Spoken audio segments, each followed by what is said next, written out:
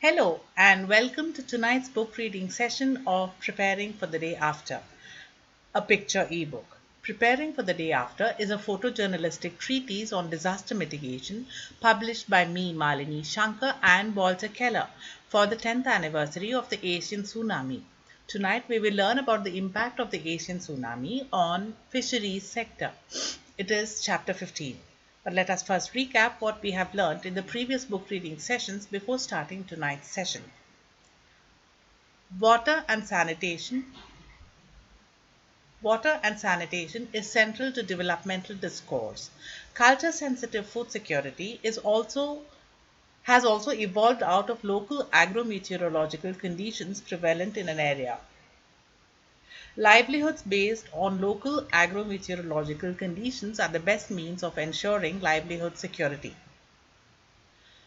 Climate change adaptation, menstrual hygiene, especially for indigenous tribal women, solid waste management, these are some of the, and universal healthcare access are sustainable development goals. They are all factors to be included in the developmental agenda. Media personnel have to be trained in reporting on disaster preparedness or the lack of it at district level. Disaster is the impact of a calamity on the human landscape. This includes the impact on lives, livelihoods, landscape, and livestock. Now, let's start with the chapter on the impact of the tsunami on fisheries in tonight's reading. The Asian tsunami was triggered by a megathrust subduction earthquake of moments magnitude 9.1 to 9.3. This was the reason for the upheaval of many land masses as a corollary of subduction.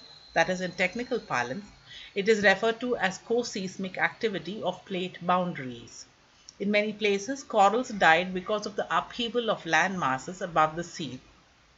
In other places, corals died because of inadequate sunlight, inevitable consequence of massive sudden subduction. We will learn more about the impact of the tsunami on bio and zoodiversity in the next week's session, that is on chapter 16.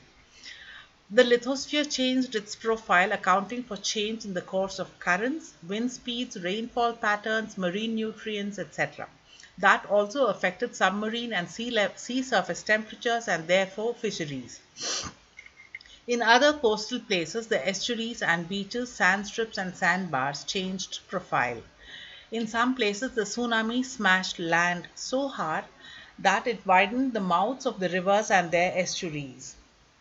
Whole new estuaries appeared instantly in some places. It accounted for the sea either going farther off from the coast or getting nearer. Many islands disappeared with the increase in sea level, caused to a certain extent by subduction, at least locally.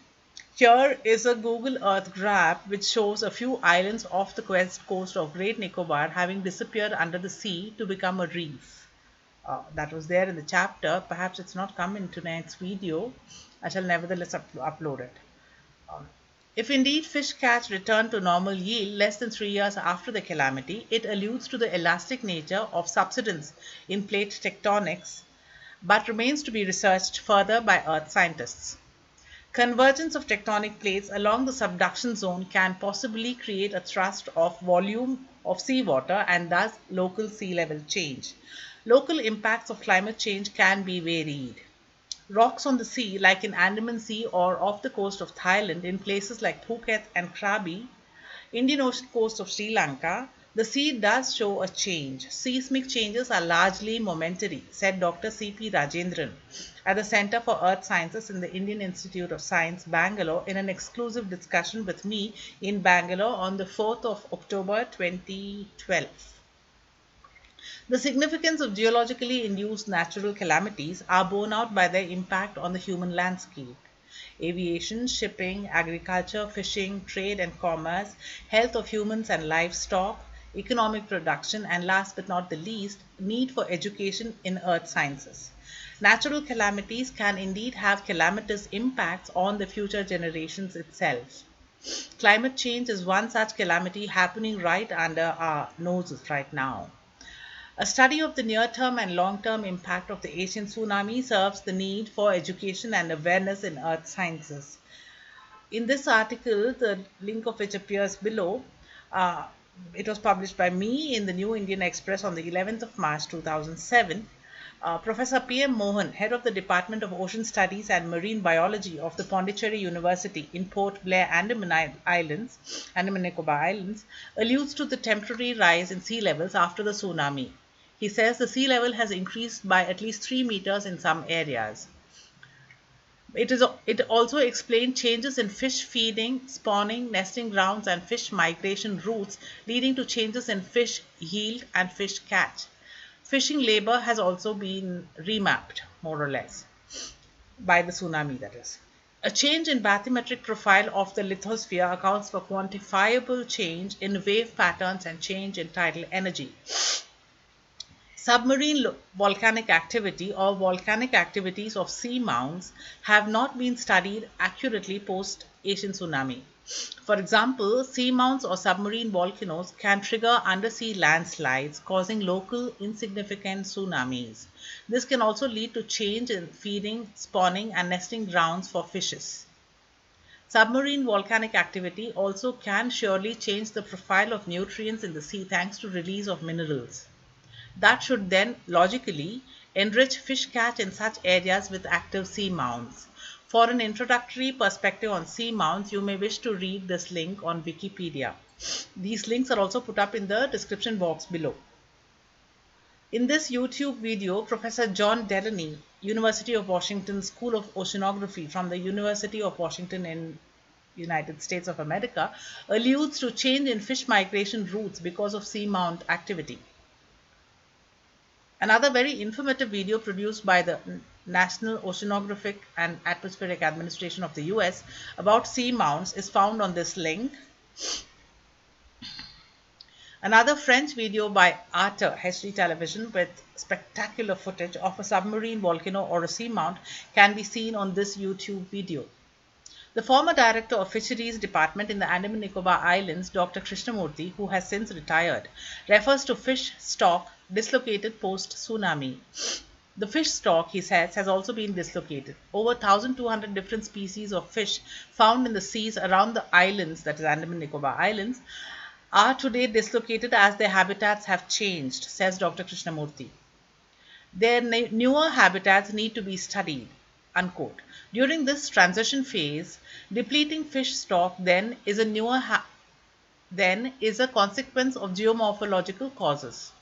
He also added that, quote, the estimated loss to fishers due to tsunami is about 25 crores and that the approximate number of fishers affected in the Andaman Nicobar Islands itself were about 2,790. He said this in an exclusive press note released for my benefit for the sake of this book.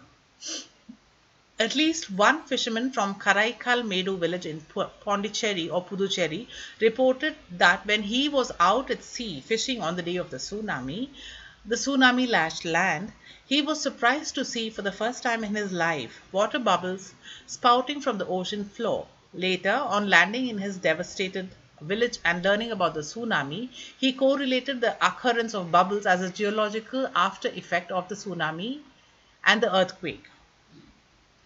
While he was out at sea, neither did he hear the tsunami's roar, nor did he feel the velocity of the wave, he told me in an exclusive discussion. Such geological changes will obviously affect human activities, including fisheries, shipping, marine weather, etc. Food security, livelihood security, international trade, shipping, and tourism are all affected by marine or geological causes.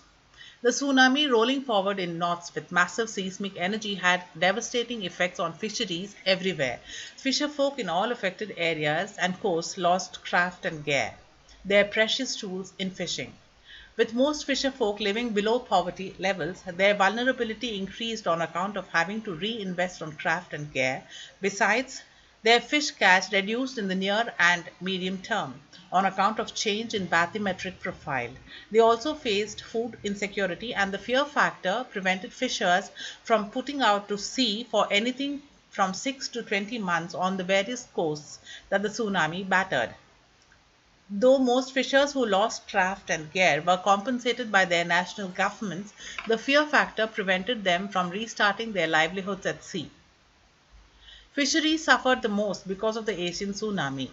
Priyanka Mohan and Julian Gonzalez, editors of the book Strengthening Resilience in Post Disaster Situation Stories, Experience and Lessons from South Asia, a publication of Academic Foundation, says in Aceh province and on Nias Island, for example, fisheries provide employment to over 94 lakh full and part time fishers, or nearly 20% of the total coastal population. I think that should read 9,40,000 full and part-time fishers, or nearly 20% of the total coastal population. The fishery sector in Sri Lanka provides direct employment to about 25,000 people, with around 1 million people in households dependent on the sector.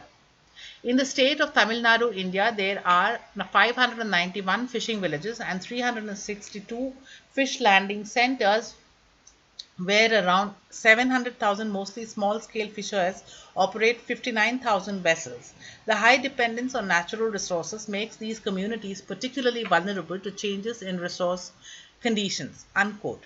The impact of the tsunami was greatest on the poorest sections of the society, like the fisher folk, as they faced multifarious consequences, including saltwater intrusion onto agricultural lands in coastal areas, interruption of other economic activities which previously contributed to livelihood strategies, continuing requirements to repay debts and loans while having no ability to earn income, disruption of informal sources and mechanism of credit savings and loss of savings kept in households rather than in banks, a lack of demand for fish from coastal areas, psychological impacts on fishing communities, damage to coastal and marine ecosystems that supported the livelihoods of fishers and fish farmers. In Sri Lanka, in the fisheries sector, the indiscriminate replacement of boats and fishing gear with new and high quality equipment could easily result in overexploitation of the marine environment. Similarly, welfare, relief, and reconstruction programs, unless well managed, could lead to wasteful consumption. Poor targeting, over-design of facilities, and wasted investment will lead in higher resource demand, depletion of natural resources, and the generation of wastes, all having direct and indirect impacts on the environment.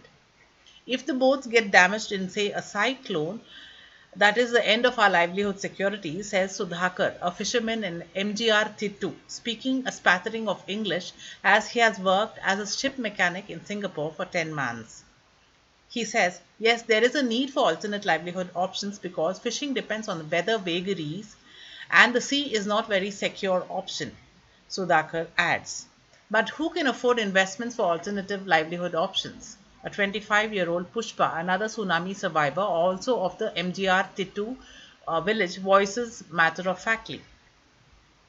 Sudhakar's case clearly indicates that the best means of disaster mitigation to create resilience remains education.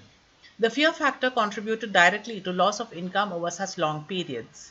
In India, doles of free food and monetary incentives helped sustain the traumatized tsunami survivors still they, till they restarted their livelihoods. I got compensation for loss of family members, craft gear, livestock, farm, land, and house. My father was the tribal council captain before he died. We got subsidies for 2 years of rupees 2,000 per family per month during the relief phase. Fear stalked us so much that we wanted to completely give up fishing. Now I have restarted fishing and farming. That apart, I am also engaged by the MN Narega, that is the Mahatma Gandhi National Rural Employment Guarantee Act.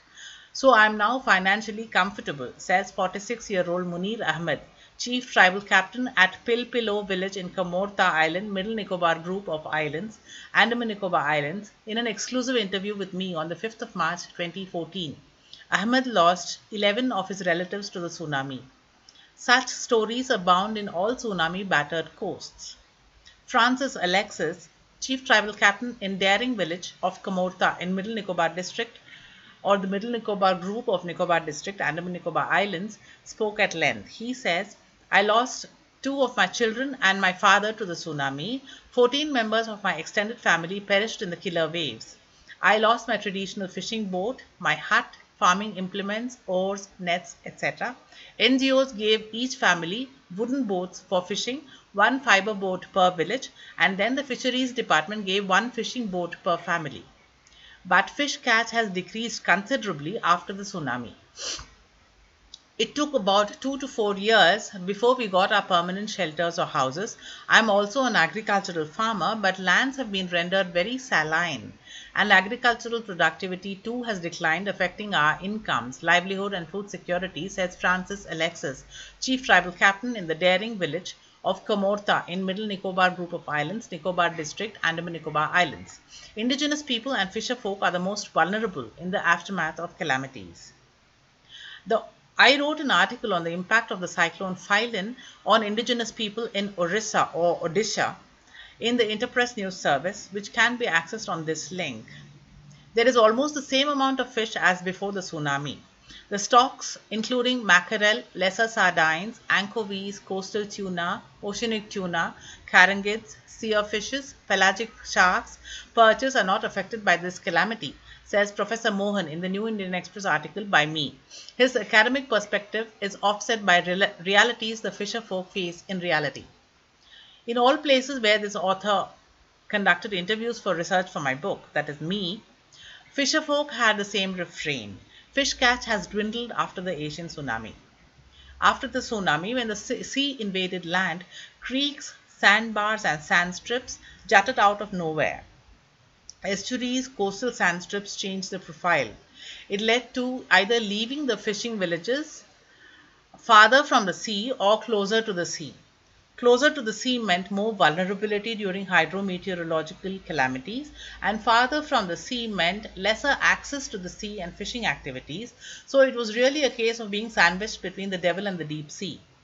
Alternate livelihood options emerged as the best means of disaster mitigation then.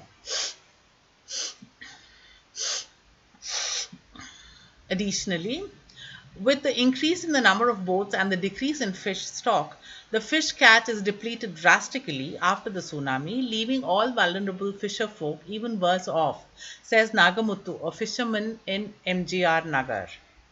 Fuel cost has also increased, so fisher folk have increased the price of fish at auction.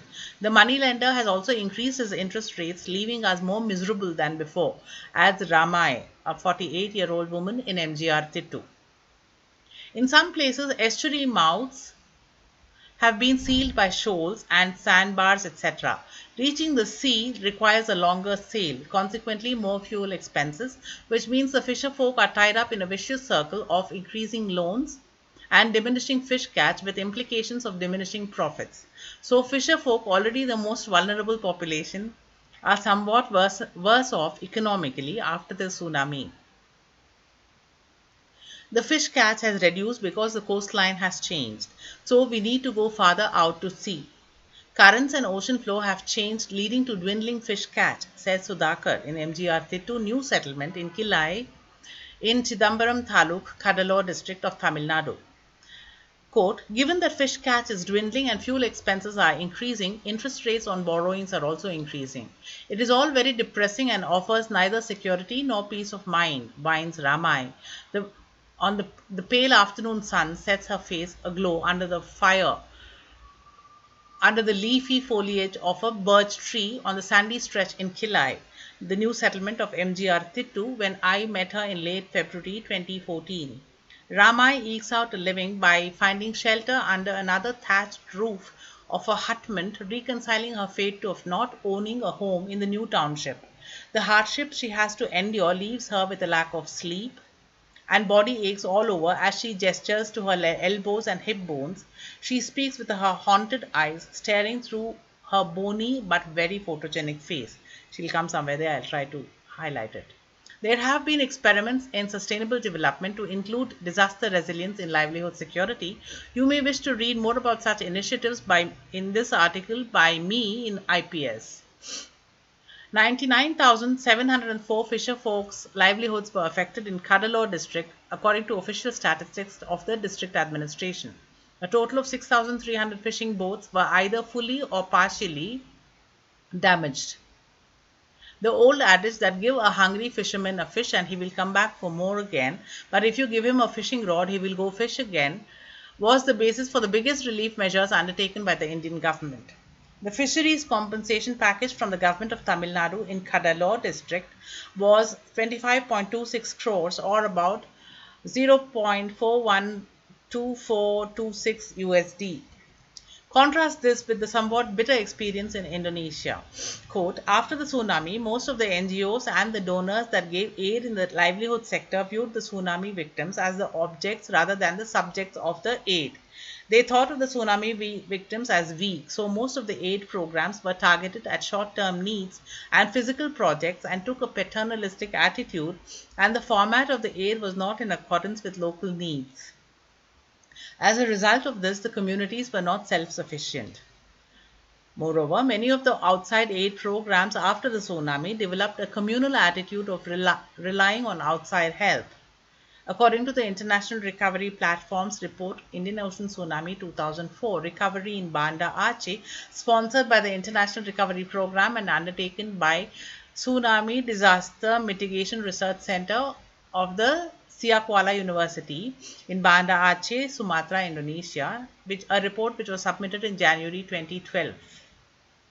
The link of which is also put up here as well as in the video description box below. This, in a sense, brings about the critical significance of stakeholder participation in sustainable development. In fact, the International Recovery Platform's report suggests just this.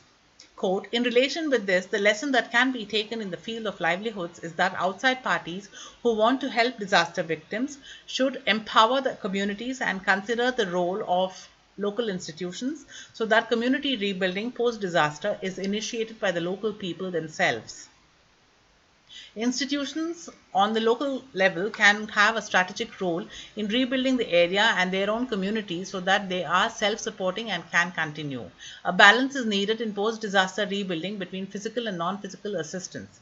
Community capacity development.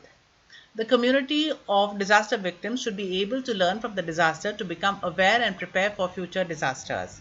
Education and capacity development in local communities must be prioritized, particularly after disasters. Unquote. Thus, the best practice in relief would be to make relief self-sustaining and not leave the beneficiaries dependent on aid agencies. Another best practice is alternate livelihood options. But fishing is still our only livelihood option even 10 years after the tsunami, a decade in which we have suffered two more nasty cyclones. Without fishing, we have no other livelihood option, says Malai Arasan, a 40-year-old fisherman in MGR Tittu, a tsunami-ravaged village on the foreshore near Pichavaram in Kadalur district. That's exactly what I'm talking about there. You see the visuals.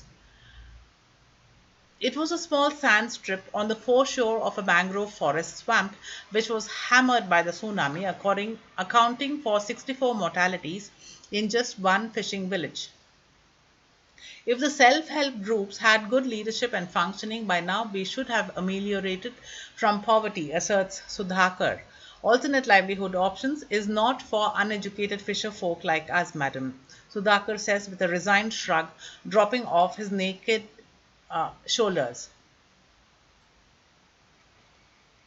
If alternate livelihood options have to be imparted to vulnerable population like fisher folk, then out-of-the-box solutions and options are necessary.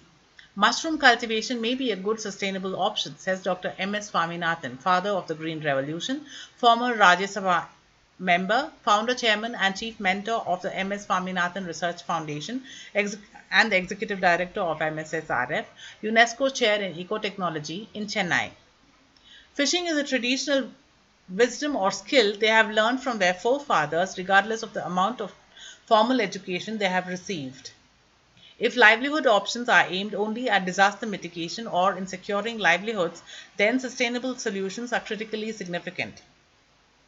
In the aftermath of the tsunami, when livelihood insecurity left the devastated fisher folk in Tamil Nadu desperately orphaned, political support manifested in initiatives like aquaculture.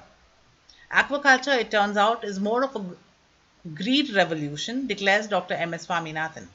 It disrupted the natural passage of fisher folk to the sea and is also eco-detrimental, creates groundwater pollution and disruption of access to the sea for fisher folk, making it a sunset industry, he reasons. The unsustainability of aquaculture manifested in aquaculture ponds that were allotted to tsunami-affected fisher folk, being bought over by entrepreneurs, and after over-harvesting the ponds, the plots are now being converted to real estate. Those are the aquaculture farms. The fisher folk in Cuddalore, whose compensatory land has been misused by shrimp farming entrepreneurs, has left the hapless fisher folk in quandary, facing as they are a double whammy of exploitation and tragedy following a natural disaster. FAO, that is the Food and Agricultural Organization of the United Nations organization, supported damage and needs assessment of the aquaculture sector in Aceh province, Indonesia, following the 2004 Asian tsunami. They showed at least 20,000 hectares of tambaks or ponds were damaged, with another 5,000 hectares out of production due to damaged water supplies. A significant source of income and employment for the province was lost, with at least 40,000 people directly employed in aquaculture affected areas. Knock-on effects were felt on households dependent on aquaculture. Public services lost staff and facilities, severely affecting their capacity to support rehabilitation. Public services lost staff and facilities, severely affecting their capacity to support rehabilitation. Aquaculture was effectively stopped in the major farming areas of the East Coast and disappeared from the severely impacted West Coast. The main causes of damage were debris and silt causing sedimentation in ponds and irrigation canals. The damage to brackish water irrigation canals disrupted water supplies, which in turn stopped farming in other areas. Extensive damage occurred to 193 of the 223 shrimp hatcheries. There were loss of marine fish cages in Simeulue and Nias Islands. Further, aquaculture itself is very vulnerable to multiple disasters.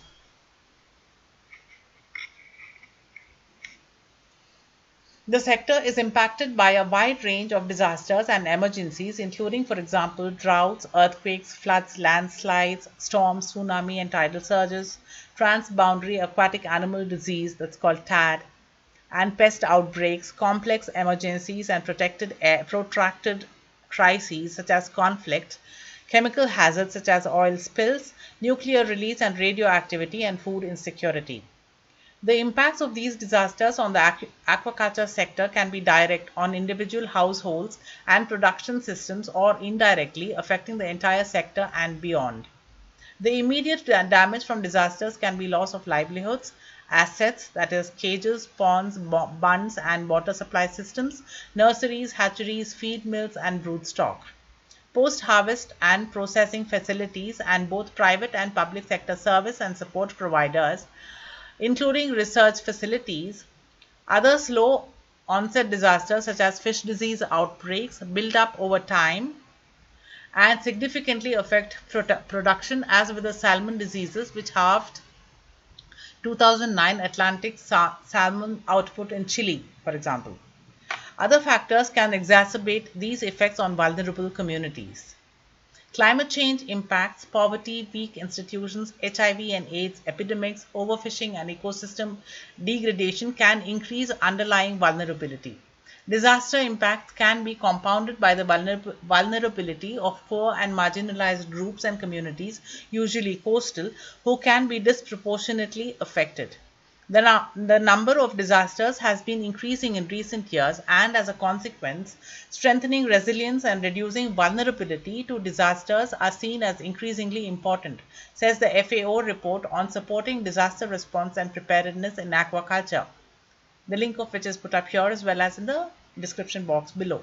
Supporting disaster response and preparedness in aquaculture by David Brown, Florence Pauline, Rohana Subasinghe, and Melba Riantaso. Mismanagement of aid to fisher folk was a lesson to be shared from Banda Aceh. In the experience of Lambada Lock village, aid given to individuals, such as was done by village leaders, had better results relative to group aid. This relates to the level of personal responsibility involved with receiving aid. On average, aid given to individuals up to this point is still in good condition and still productive, while most of the aid given to groups has already changed hands, or was sold, or has been destroyed by neglect. Another lesson is that the cash grants given by one NGO to be used for business capital by Lambada cooperatives has not had the intended results. The problems were that one, there was no one who wanted to organize the cooperative, and two, the highest level decisions of the cooperatives depended on a meeting of the members. This regulation can often boomerang on the part of the cooperative. Limitations of science, knowledge, and capacity of the group members, who are only poor fishermen, cause the intentions and goals of the member meetings to become biased, and this did not yield positive effects for the fishing cooperative. Thus, most of the leadership was ineffective unless the members of the cooperative themselves had enough knowledge and vision, according to the IRP study. 64 people in MGR Titu, the original settlement, perished at the mercy of the tsunami. 25 of them were children. Survivors have now moved inland into a new settlement in Kilai, 1 kilometer inland, and the inhabitants have a fresh respect for the mangroves and the bioshields that saved the lives of almost all the neighboring MGR Nagar behind the Pichavaram mangrove forests. Malai Arasan lost three of his children and his mother to the tsunami. Children suffer a lot. There were 25 children who died in MGR Titu alone, adds Arasan. It was a Sunday, so children were playing on the beach. They had no chance of survival, he added. The tsunami happened at peak fishing hours. Fish landing hours, actually. Both traditional boats and fiber boats were hammered by the tsunami. Fisher folk in Akkarepettai Panchayat in Nagapatnam district of Tamil Nadu, comprising four villages. They were Thidir Kuppam, Akkarepettai, Kallar, and Kichamkuppam, lost boats, oars, engines, and nets.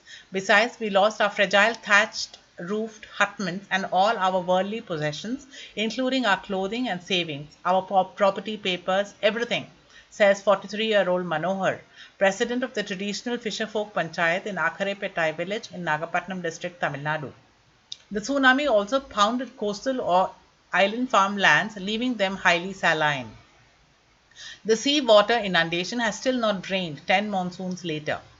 This was when I was writing the book. Possibly, future seismic activity can create creeks and drain off the seawater inundation. During the mega earthquake, northern Andaman heaved up, draining all water from the creeks. It was surprising for me to see, nevertheless, to see birds in Car Nicobar having adapted and nesting near these inundated pools.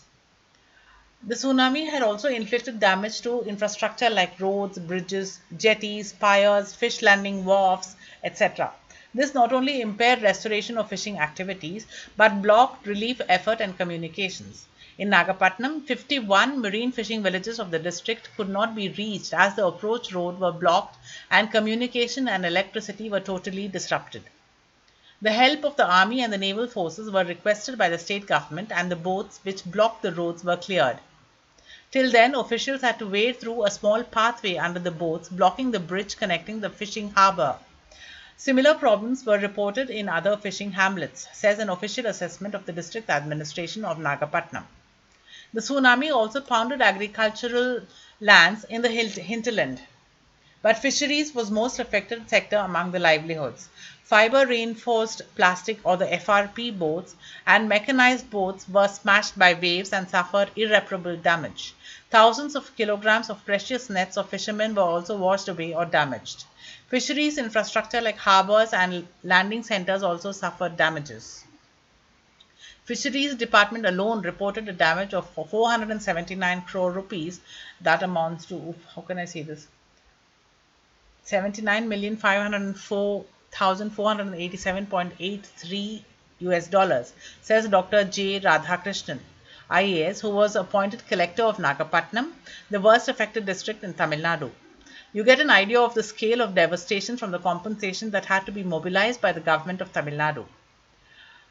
These lost nets can have fatal consequences on marine wildlife like turtles, sharks, whales, dolphins, estuarine crocodiles because they get enmeshed in them. The UNEP report called After the Tsunami Rapid Environmental Assessment has pointed out.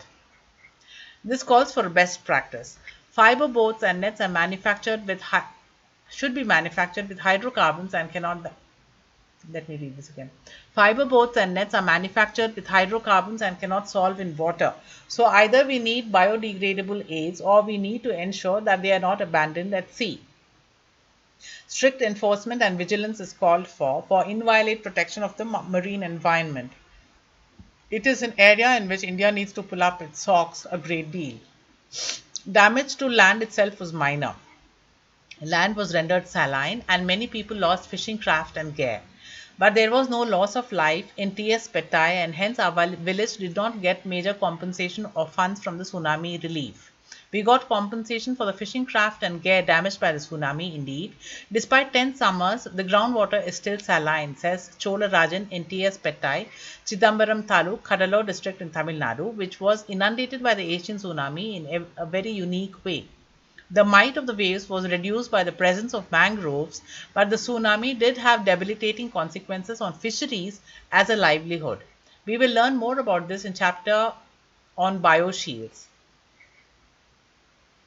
In Tamil Nadu, which has a coastline of 1,076 kilometers across 13 districts, fishing is understandably the mainstay of coastal communities. In Nagapattinam, in fact, the district administration set up an NGO coordination center with one NGO being entrusted to take care of only boat repair. In Kadalur district, a total of 44,641 fisher folks' livelihoods were at stake in the traumatic aftermath of the Asian tsunami. Rupees 80.6 crores was sanctioned for the restoration of damages by the government of Tamil Nadu under the Rajiv Gandhi Tsunami Recovery and Reconstruction Project. Soil conservation efforts were taken up apart from measures such as compensation, alternate livelihood options like aquaculture. The government of Tamil Nadu sanctioned 28.02 crores for restoration of agricultural lands under the Rajiv Gandhi Tsunami Recovery and Reconstruction Project. The primary focus in relief for the fisheries sectors was helping fishermen in creating the lost assets through a number of measures, including cash compensation for fully and partly damaged catamarans, FRP boats, mechanized boats, nets, engines, etc. The government also arranged for loans through nationalized banks to repair or replace mechanized boats. To ensure quick rehabilitation of the fishermen who suffered maximum damages after the tsunami, the government has so far paid 51.41 crores under the various relief measures towards rebuilding and repair of various category of boats and nets in the district. Based on the demand of fishermen to simplify the procedure, the government has also permitted sanction of an advance of rupees 10,000 to the fishermen directly for the purchase of wood and permitted sanction of an advance of 40% for payment to the implementing agency for the repair and reconstruction of the partly and fully damaged mechanized boats. In an island ecosystem, livelihoods are all dependent on marine and island ecosystems. So, understandably, islanders in India's Andaman Nicobar Islands were severely affected by the tsunami. It is not just fishing that gives the Nicobarese livelihood security. Allied vocations like net making, boat making are skills that are part of the traditional wisdom of some fisherfolk communities. The tree is endemic to certain islands, even if all island ecosystems have similar agro-meteorological conditions in a biome, may be ideally suited for boat making. The islanders in Chowra in Nicobar district, Nicobar Islands, for example, are expert boat makers, and most Nicobaris depend on the people of Chowra for boat making.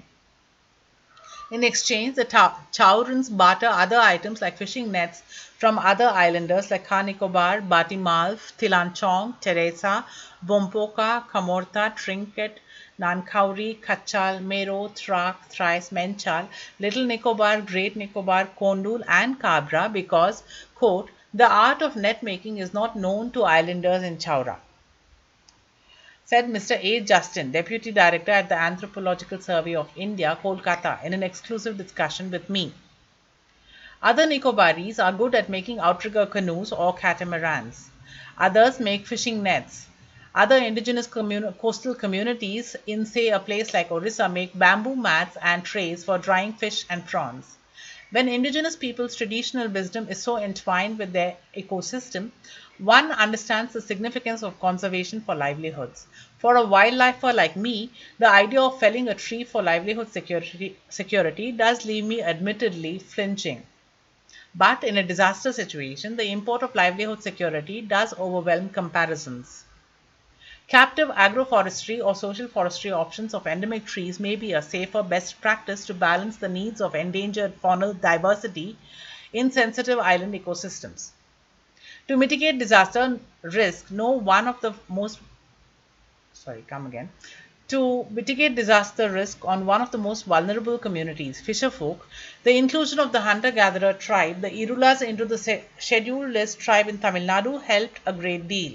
To learn more about this, please read this article on how a tribe turned a tragedy into an opportunity. This link is provided here as well as in the description box below. You may also wish to see the online slideshow by me on this net. So this link is also put up.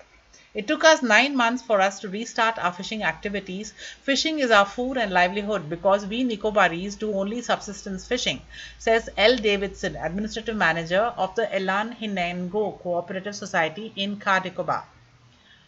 A Nicobarese from Kakana in Car Nicobar, he lost his niece and her husband to the tsunami. In his Tuhet, that is the matrilineal joint family system, the largest number of fatalities was recorded. We lost fishing boats, nets, engines, oars, craft, etc. Adding to the fear, we could not go fishing for 1 or 2 years. We were so distraught that we did not heed requirements of food and water. We begged or borrowed to meet our requirements. Such was the impact in the aftermath of the tsunami, says 52-year-old Henry in Moose village of Khanikoba. People also suffered loss of livestock despite claims that most animals fled inland sensing the imminent tsunami. Sitaram, a Nicobari chief captain in Campbell Bay's 41st kilometer settlement, was the most vocal and prominent spokesperson of Nicobaris since he worked in the Andaman Adi Janjati Vikas Samiti, the official body to represent the interests of the indigenous people in Andaman Nicobar Islands till he retired in 2012. His was a queer problem. Once he realized that the mega earthquake was the biggest they had experienced, he and his eldest son Kim Yus called out to all their family members to rush to open ground near the beach. Minutes later, when the tsunami waves started lashing, they all ran inland for their lives, where the terrain slopes uphill. But their pigs and goats ran inland even before the men experienced the first wave. The goats ran into the interior jungle, never to return or respond to their calls. They are no longer domesticated, madam. That is how their livestock has become feral in the islands. Livestock are not invasives, but yes, they were introduced by man and they became feral. Another watershed ushered in by the tsunami. Now, Indonesia. The tsunami had a debilitating effect on the economy, with only those with secure government jobs in Indonesia retaining their employment. The rest of the economic sectors like fisheries, tourism, and trade dwindled out. All sectors supporting economic activity were completely destroyed. Except for those who work as civil servants, there is no more economic activity. Most rely on cash for work programs to support their families, says the report Recovery in Banda Aceh Indian Ocean Tsunami 2004, sponsored by the International Recovery Program and undertaken by the TDMRC, that is Tsunami and Disaster Mitigation Research Center of the Siak Kuala University, submitted in January 2012 in Banda Aceh. In Indonesia, livelihoods were severely impacted. There was widespread loss of livelihoods like small businesses, farms, fisheries, home industries, etc., says Dr. Teuku Alves Yahren, PhD, Tsunami and Disaster Mitigation Research Center, Graduate Program in Disaster Sciences, Siak Kuala University, Banda Aceh, Indonesia. The fisheries sector accounted for 6.5% of Aceh province's GDP, but employed more than 100,000 people in the areas impacted by the tsunami, according to Asian Tsunami 2004, a comprehensive analysis undertaken by the WHO of the United Nations. The fishing industry had an annual output of 158,578 tons of fish in 2003. An estimated 15 to 29% of fishermen, or 300,000 fishermen, were killed by the earthquake and the tsunami, and most of the infrastructure was destroyed or damaged. As much as 50% of the aquaculture facilities were damaged, says the WHO report. The significance of fisheries component in the economy can be gauged from the fact that in Aceh poverty levels increased from 28.4% in 2004 to 32.6% in 2005, according to the WHO report. Poverty increases in 2005 were most pronounced in those areas directly hit by the tsunami. Disaster mitigation aims at reducing the impact of calamities like poverty in the affected communities. The IRP report criticizes the quantum and quality of aid for fisheries sector. Livelihood assistance in the fisheries sector in two villages, Lambada and Lamga, was found to have had a positive impact on fishery community, but some of the assistance did not suit local needs and standards, including the design and materials used for constructing fishing boats. Furthermore, the quality of the wood itself for the construction of boats was so low that they easily deteriorated or began to leak. In some cases, assistance was not delivered in a complete package to the beneficiaries, which resulted in a lack of efficacy for productive business. In other cases, the assistance was not used for productive purposes, but rather was misused by the recipients for their daily household needs. The lesson or the best practice here: quality cannot be compromised upon during reconstruction. Secondly, standardization or certification are necessary. It goes on to say the result of aid programs for livelihoods in the fisheries sector in two villages, Lambada and Lamga, found that although the assistance had had a positive effect for the fishermen, some of it was not suited to local needs and standards, including the design and materials used to build fishing boats. The quality of wood used, for example, was poor, and the boats were easily damaged or became leaky. In addition, some of the aid was not received in complete packages, so it could not be used productively. In several cases, the aid equipment was not used for business, but rather misused to fulfill daily consumptive needs. Since 2009, aid from donors has ceased. However, the Indonesian government, through the Community Empowerment Agency, has launched the PNPM, that Mandiri program, to develop communities with the skill to use local resources to increase their incomes. Based on information collected from the village heads, the amount of aid given to groups of fishermen was such that the fishermen received 1.5 million rupiah, or in Indian rupees it is 7,891.29 rupees, or 130.931 US dollars each, to use as capital for fishing or aquaculture. These funds generally had a positive effect on the fishermen's livelihoods. However, some information received shows that increased income has not increased their prosperity, as prices of food and fishing equipment have also increased. Most of the population of Lamga village works in aquaculture, with an aquaculture area of around 94 hectares owned by 43 households. Of this area, only 54 hectares owned by 23 fish farmers have been rehabilitated. Around 40 hectares remain to be rehabilitated. The commodities cultured are tiger shrimp and milk fish, both in monoculture and polyculture, using traditional and traditional plus patterns. Traditional plus is thus named because several cultivation technologies have been implemented. But the number of shrimp seeded is still relatively low at 10,000 shrimp per hectare. According to Durhian Sia and Abdul Syahid 1999 publication, the seed stocking density for a semi-intensive pond is 20,000 to 50,000 per hectare. In addition, the layout, equipment and management of the ponds do not yet fulfill the criteria for semi-intensive aquaculture. The rate of production of tiger shrimp before the tsunami was 300 to 400 kilos per hectare. After the tsunami, productivity declined drastically to around 150 to 200 kilos per hectare, says the IRP study.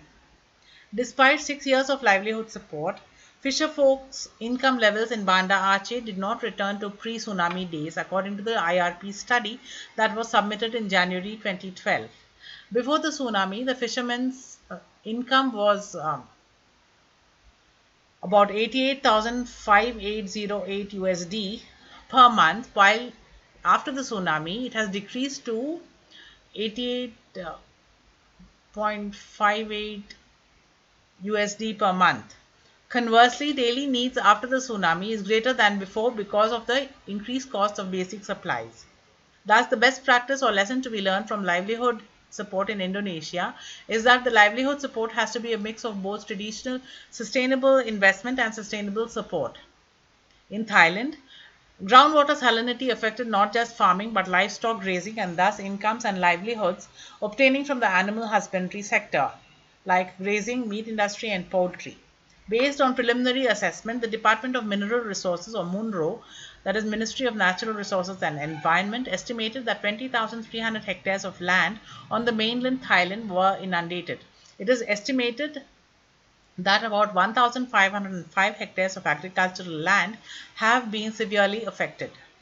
There is a compensation scheme for the damage or loss of fishing vessels, loss of fishing gear, and loss from aquaculture holdings.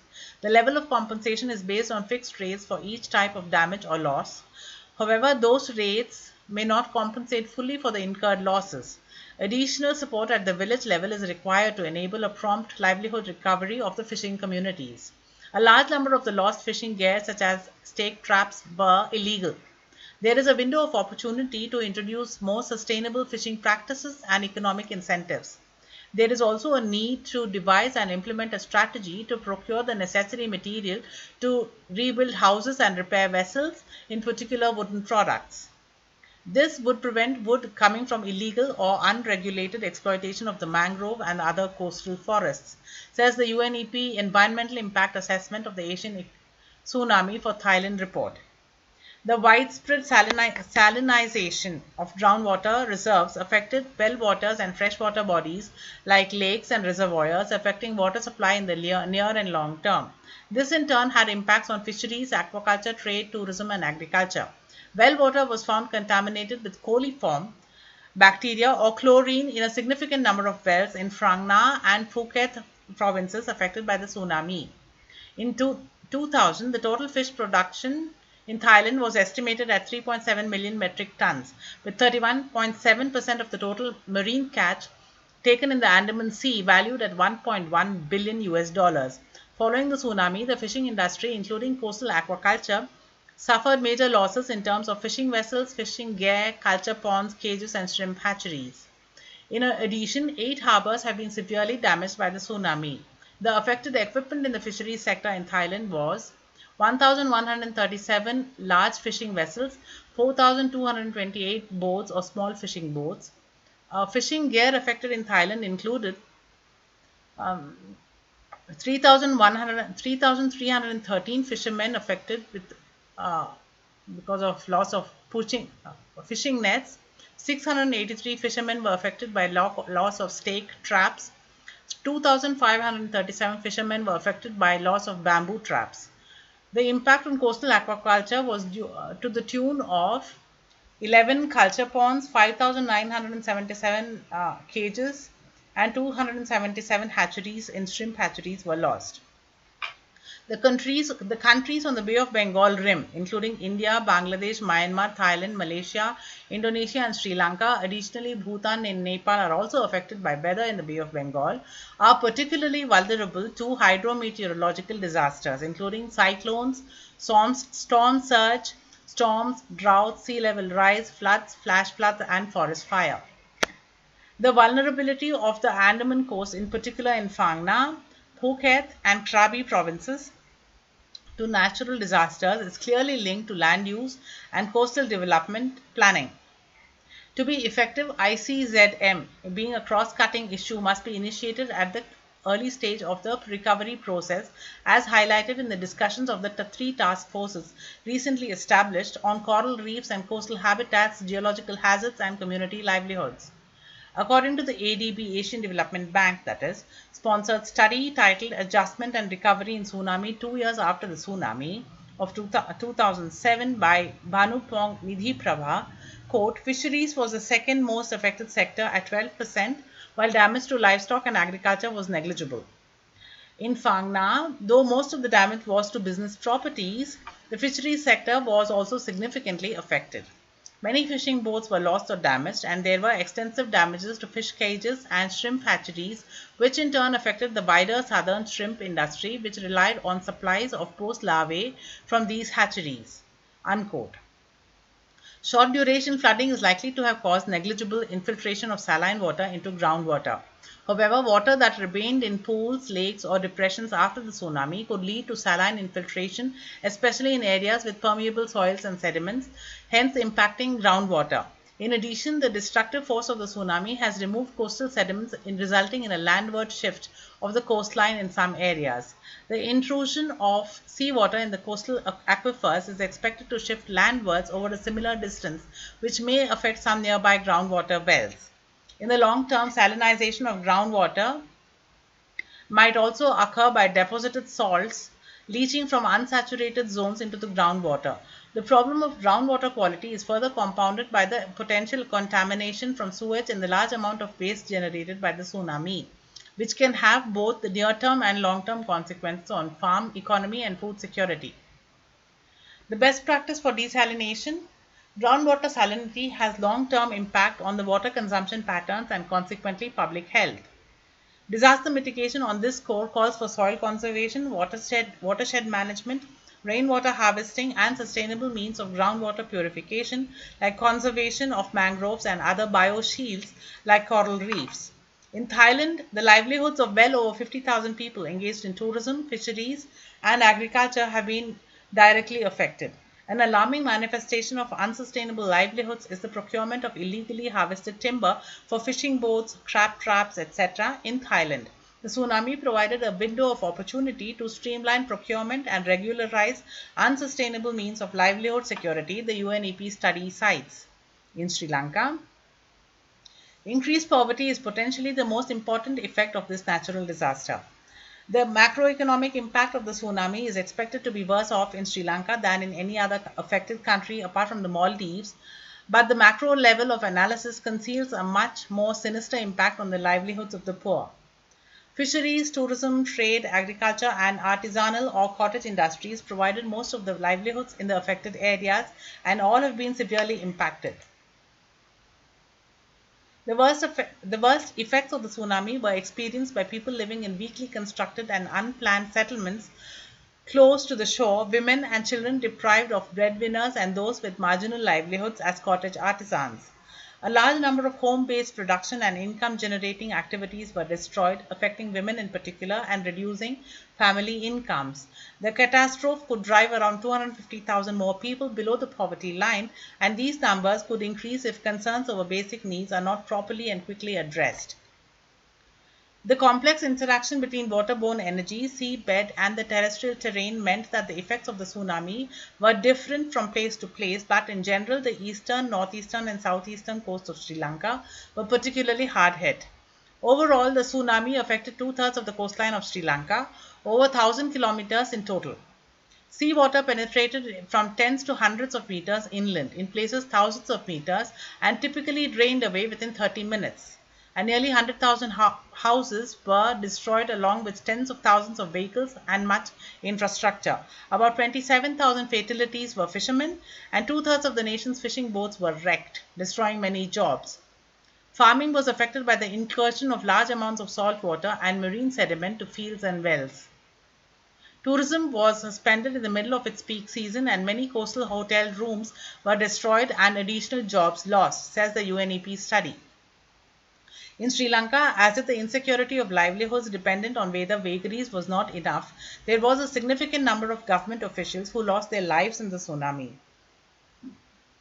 The government of Sri Lanka, under pressure from donor and aid agencies, committed to sustenance of the salaries and pensions of such deceased government officers. Fishing and related small-scale food processing were affected the most by the disaster.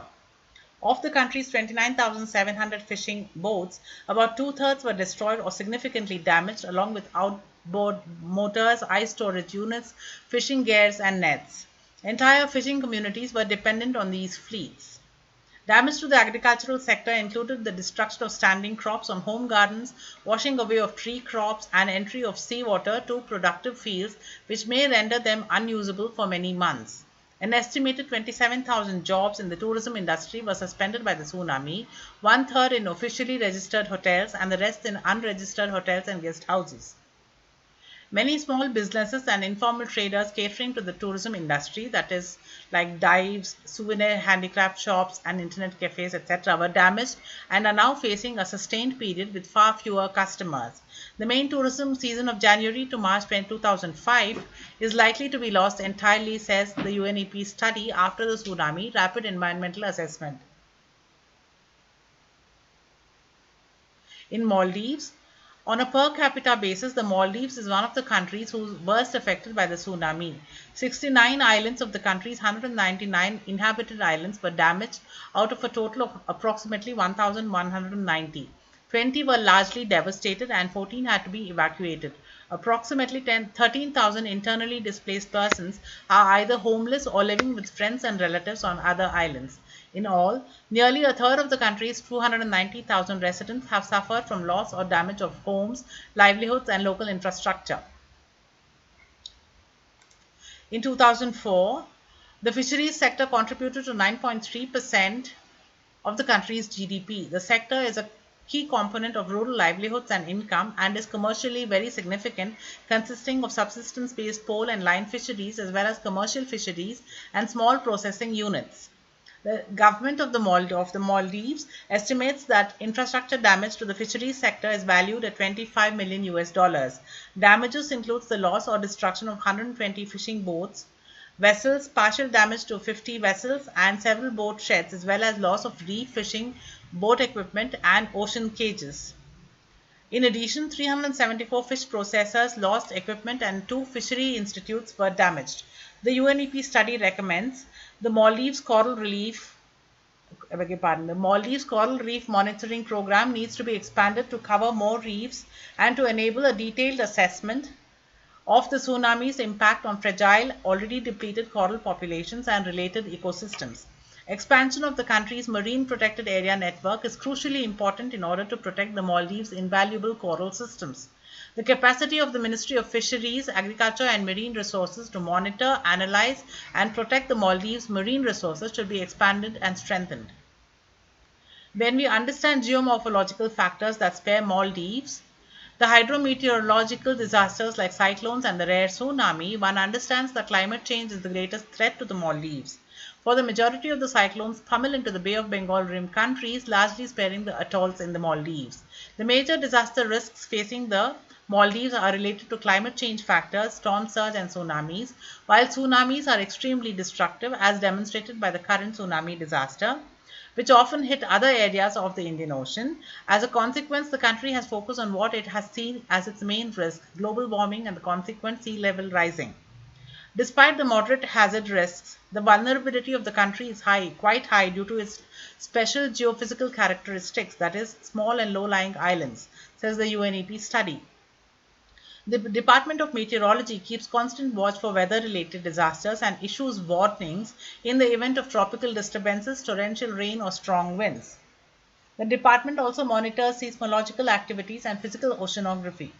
Although seismometers are vital to maintaining continuous records of earthquakes, the high cost of seismic monitoring systems has prevented the Maldives from obtaining one. Subsequent to the 26th December tsunami, the department has been continuously monitoring seismic activity reports from various seismic centers around the world and feeding relevant information to the government of Maldives Disaster Management Center. A tsunami warning system is in place across the Pacific Ocean, but not in the Indian Ocean as of early 2005. Tsunamis are rarer in the Indian Ocean, where seismic activity is much less frequent than in the Pacific Rim. There have, however, been 7 recorded tsunamis triggered by earthquakes near Indonesia, Pakistan, and the Bay of Bengal. The implementation of a proposed Indian Ocean tsunami warning system would take an estimated 2 to 3 years. During that period, the Maldives will remain highly vulnerable to natural disturbances, says the UNEP study. So obviously the lesson learned or the best practice is to avoid construction in coastal areas. That is very difficult in an archipelago like the Maldives. That dwells on the critical significance of coastal zone management. The coast is an important element of life for all Maldives citizens. Although the coastal zone provides a range of recreational, economic, conservation and heritage values, coastal zone management is not properly defined. Responsibility for coastal zone management is spread over several ministries: the Ministry of Atolls Development, Ministry of Fisheries, Agriculture and Marine Resources, Ministry of Planning and National Development, Ministry of Tourism, Ministry of Transport and Civil Aviation, and Ministry of Environment and Construction. In addition to the main port in Malé, the country's 199 inhabited islands are serviced by 90 man-made harbors, quays, basins, and breakwaters, several natural harbors and jetties, and approach channels to access inner atolls. The maritime transport sector also includes inter-island shipping routes marked by 19-kilometer light beacons and 3-kilometer reef markers and harbor entrance markers. The tsunami damaged or destroyed 36 jetties, totaling 1,600 kilometers meters in length, I beg your pardon, 4,200 meters of pay wall and 15,000 meters of harbor sea walls. In addition, 375,000 cubic meters of basin dredging and 145,000 cubic meters of entrance dredging were damaged. The tsunami also destroyed 25 19-kilometer light beacons, 65 2-mile reef markers, 120 of the 390 entrance markers, and approximately 300 meters of causeway. In general, maritime facilities located on the inner sides of the atolls experienced less damage from the tsunami than did other maritime infrastructure. There is very little documented information available on the mangroves of the Maldives. Mangrove habitats are not evenly distributed across the country. Southern atolls have more abundant and diverse mangrove areas than those in the north, with the northern atolls of Shaviani and Hadalu providing the exception. A 1991 study by Untawale and Jagtap identified 13 species of mangroves and 6 species of other plants and 37 species of fungi associated with mangrove habitats. A large number of islands in the country have mangrove swamps ranging from very small thickets to large ponds. On many islands, the mangroves are closed and are found in island depressions that typically contain large quantities of humans. Other islands have mangroves fringing brackish water regions. Although no large-scale damage to mangroves in the Maldives was reported as a result of the tsunami, initial field investigations identified a number of impacts on some islands, including erosion of land around the mangroves and damage to mangrove-associated vegetation. These impacts can have implications on birds and other fauna residing within mangrove habitats. The health of mangrove systems is also increasingly being recognized as a buffer against natural catastrophes, says UNEP study. Habitat destruction obviously affects livelihood and food security of fisher folk. The best practice for mitigating disaster caused by natural calamities then calls for ex situ conservation of habitat in fragile states like the Maldives. That, in essence, is the aim of mitigating disasters caused by calamities. Calamities recur. It is up to intelligent human beings to take up measures that reduce the negative impact of calamities on our lives, livelihoods, and health of humans and livestock.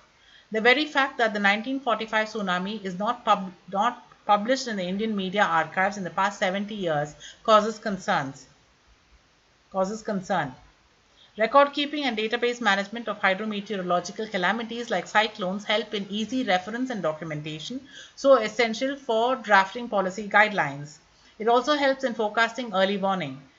In fact, in India, there was no guideline for compensation for tsunami victims, a direct consequence of lack of documentation of the 1945 and 1942 tsunamis around the Indian subcontinent. Recap. Various geological factors inhibit livelihood security when natural disasters strike. Fisherfolk who are dependent on the sea are threatened by weather vagaries. They need alternate livelihood options and education for long-term livelihood security of future generations of fisherfolk. Aid should not be only to feed hungry mouths. Rather, aid should aim to make the affected and displaced persons self-sustaining in the long term. Craft and gear, the very tools that fisherfolk use for their livelihood, have to be environmentally sustainable. Non-biodegradable craft and gear can ruin the ecosystem and the faunal and floral diversity in the oceans on which the fisherfolk depend for their livelihood and food security. Seismic activity in the oceans have an impact on fisheries and thus food security and livelihood security of the most vulnerable groups, fisherfolk. Approximately 84 million people living in the coastal areas around the Indian Ocean rim are vulnerable to disasters caused by hydrometeorological and hydrogeological calamities. The tsunami affected not only fisheries but allied sources of income generation like agriculture, poultry and livestock rearing, and aquaculture. There are various facets of financial despair confronting fisherfolk, calling for a multi-pronged approach to financial disaster mitigation amongst vulnerable groups. Aquaculture may be an alternative livelihood security option, but one that is not environmentally sustainable. It is also eco-detrimental in many qualities and has led to ruin of those who practiced aquaculture after securing compensation. An environmentally sustainable means needs to be evolved to practice aquaculture. Alternate livelihood security options also carry the burden of investment loans, etc., increasing the burden of financial security. Desalination calls for watershed management, soil conservation, rainwater harvesting, and construction of check dams to rejuvenate soil nourishment and enrich groundwater aquifers. The best practices: relief and aid must be self sustaining and not leave the beneficiaries dependent on aid agencies. Aid and relief must aim at self sustenance of the affected population. The old adage of giving a hungry fisherman a fish and he comes back for a fish the next day and asking for more, but if you give a hungry fisherman fishing gear he will put out to sea to fish himself, should be the governing motto. All relief material must be biodegradable. Captive plantations and social forestry plantations can cater to the needs of natural raw material at times of calamities to protect faunal and floral diversity. Quality cannot be compromised upon during reconstruction. Secondly, standardization and certification are necessary. Avoiding construction and human habitation in coastal areas is a logical protection measure. Mitigating disaster caused by natural calamities then calls for ex situ conservation of habitat in fragile states like the Maldives. That, in essence, is the aim of mitigating disasters caused by calamities. Groundwater salinity has long-term impact on water consumption patterns and consequently public health. Disaster mitigation on this score calls for soil conservation, watershed management, rainwater harvesting, and sustainable means of groundwater purification. And that is all for tonight. We have finished chapter 15, the impact of the tsunami on fisheries. In the next week's reading, we will study the impact on flora and fauna, that is biological and zoological diversity. Next Saturday we will be in the new year. I wish you all a very happy new year 2022. There will be no live interaction this week for this chapter because Saturday is Christmas. I wish you all Merry Christmas. For those of you who celebrate Christmas, uh, I'm looking forward to the new year. I hope to catch you all during the live interaction next week and do tune in for the next week's video. Until then, take care, keep smiling, stay safe, and stay home. Ciao.